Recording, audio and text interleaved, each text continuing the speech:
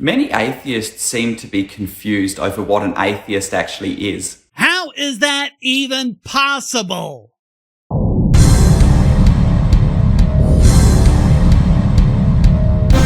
Many atheists today want to say that atheism is the lack of belief in a God. And that's what it is. Atheists get to say what atheism is, not you. Just like the Catholic Church gets to say what Catholicism is, everyone gets to define their own belief system. You don't get to do it for them. Certainly not because you're a whiny, immature little pissant who can't engage honestly. Whereas traditionally, atheism has always been defined as a positive assertion that God does not exist. Citation needed. Whereas my citation, since you're talking about the traditional definition, is the oldest English dictionary there is. Samuel Johnson's dictionary, which defined atheism as the disbelief of a God. That's disbelief of a God, not belief in no God. Two different things. Atheist, no God. Theist doesn't mean God. It means you believe in God. So atheist means you don't believe in God. How difficult is this? As opposed to the position where we don't know, which is agnostic. Don't know. Someone thinking about this for more than 2 microseconds can see the problem with it. If agnostic means don't know, then the opposite, does know, is Gnostic. That's what the A prefix does. A Gnostic knows, an agnostic doesn't. By the same token, theism refers to a belief in God. So, atheism means you don't have a belief in God. I don't know how much plainer I can make this. But atheists today want to say, no, I'm not asserting that there is no God. I'm simply saying that I have a lack of belief in God because there's a lack of evidence for a God. Which you apparently can't deal with, so you have to lie. But that is not the definition of atheism. It absolutely is. It's the traditional definition, it's the current definition, it's the etymological definition. And more importantly, it's the definition used by actual atheists to say what it is we believe, or actually don't believe. Again, we get to define what we believe, not you. So if you want to respond, you have to respond to what we actually believe, not what you wish we did, because it's easier for you to respond to.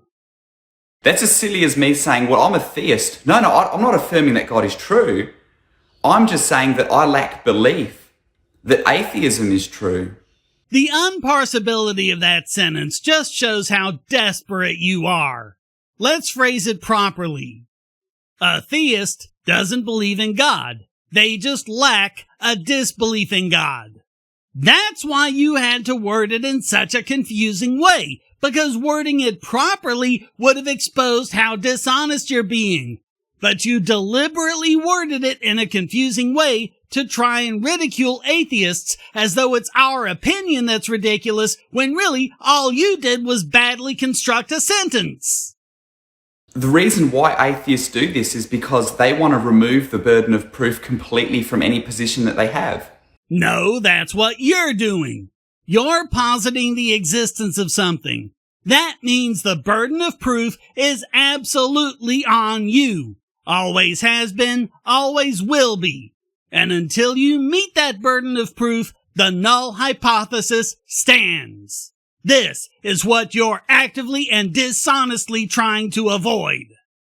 Where they can just question you and they can be completely off the hook. Off of what hook? We are under no obligation whatsoever to disprove something you never bothered to prove.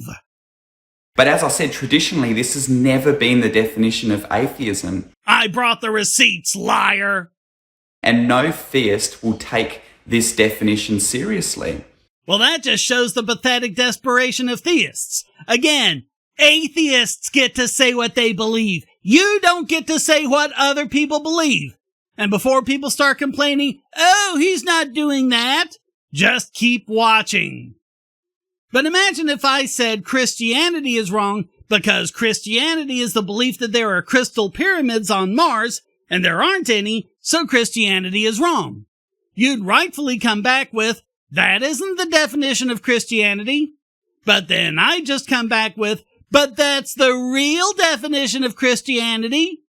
Do you see the problem? As a Christian, you get to say what it is you believe. As an atheist, I get to say what I believe. Neither of us gets to attribute beliefs to the other. That's called being honest. So what I would ask the atheist is this, or anyone for that matter. There are three possible positions that you can believe. One is that God exists. Two is that you don't know if God exists. He may not. And three is that God does not exist. Again, none of these point to the question. The question is one of belief. We don't believe that God exists. And that's the entirety of what atheism says. You are the one positing information about the universe. You are the one claiming that something exists.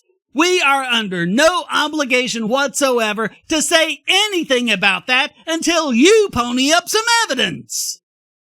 And I would ask, which one of these are you closer to? Which one of these most resembles your beliefs? Whatever belief system an individual atheist might have, it just doesn't have God in it. Let me ask you a question. There are three possible positions that you can believe. One is that Flobnard exists. Two is that you don't know if Flobnard exists. It may not. And three is that Flobnard does not exist. So what's your answer? Do you see the problem? As it stands, your belief system doesn't have Flobnard. And you have no idea what Flobnard is, because I haven't told you. Until someone comes up with a specific idea and description of Flobnard, there's no possible answer for that question. So demanding that you give me your answer as to the existence of Flobnard would be completely stupid. And that is exactly as stupid as your being. Come up with something. Any evidence for God. Any testable prediction. Anything we can really respond to. Until now, the only things people have specifically come up with, the evidence has ruled out. For example, the God that led Israelites through the desert for 40 years. That amount of time, there would have been extensive archaeological evidence for it. There isn't any. Or the God that destroyed all life except two of every animal that was in an ark. Not only has that been shown to be genetically impossible, it's impossible to even have two of every land animal on an ark of the specified size, and a worldwide flood would have left consistent evidence in the geologic column that just isn't there. Or the God that created each species ex nihilo 6,000 years ago.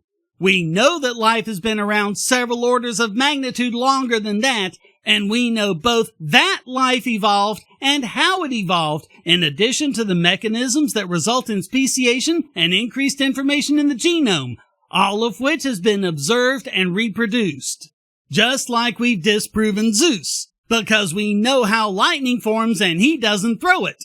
We've disproven Thor because we know how thunder happens and it's nothing to do with hammers. And we've disproven Huitzilopochtli because we weren't destroyed by a fire-breathing serpent when we stopped doing human sacrifices.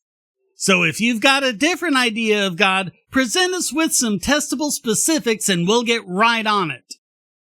So rather than getting into this argument over definitions and playing word games and semantics... You started this. Let's cut to the chase and answer which one of these three positions do your belief systems most closely resemble, and that will determine what your belief system should be called. Well, if nothing else, I think we've determined several things you should be called. So thanks for watching. Please hit like and subscribe, leave a comment, and go to donate.bogosity.tv to keep me doing what I do. And check out all the great content here, like this video selected just for you.